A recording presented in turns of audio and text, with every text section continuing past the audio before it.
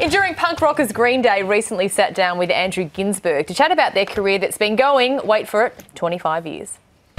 Sex, drugs and rock and roll, part and parcel with being rock stars. Since their 1994 breakthrough Dookie, which sold 16 million copies and won them their first Grammy, Green Day's popularity and musical growth have continued, especially in the last decade. With their past 2 discs, each winning a Grammy for Best Rock Album, a total of 5 from 19 nominations, and American Idiot even inspiring a Broadway musical.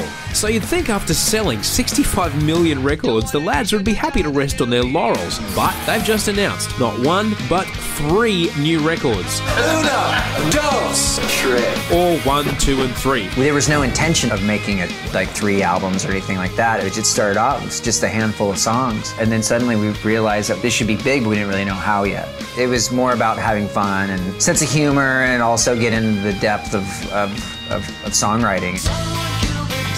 Uno is Green Day's 9th album since forming back in 1987. The fact they've continued to get more popular as the years go on is a testament to their talent. Maybe the secret to our longevity is just because we believe in making albums and making eventful albums. It's just more about creating chaos, and that's what we've always been good at. You know, I mean, it's like we're Green Day. We can't help but go epic. It's impossible.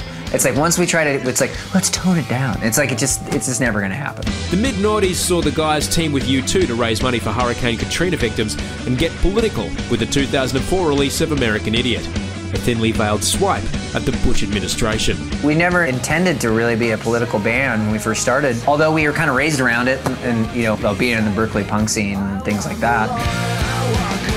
It comes out the same way a good love song would come out, you know, as long as it's like connected to the heart and the head, and that's all that really matters. What's it like when you're on stage and you deliver that chorus to them and they sing it back to you and there's that energy that happens between you and them? I think it's the closest thing to God that you could possibly come to, or whatever it is. It definitely gets your adrenaline pumping, and it makes you feel good, like that your music can transcend oceans and, you know, go through satellites and reach people through computers or whatever. Not a whole lot of jobs in this world where you get a, get to have a live, intimate connection with a lot of people, you know, like that. And I think it's a pretty special thing.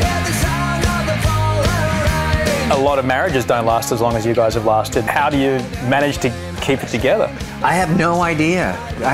We just keep playing and. Just keep the fights clean and the sex dirty. Yeah, there you go. That's the key to longevity in a band? Yeah, to a marriage too. Trust me.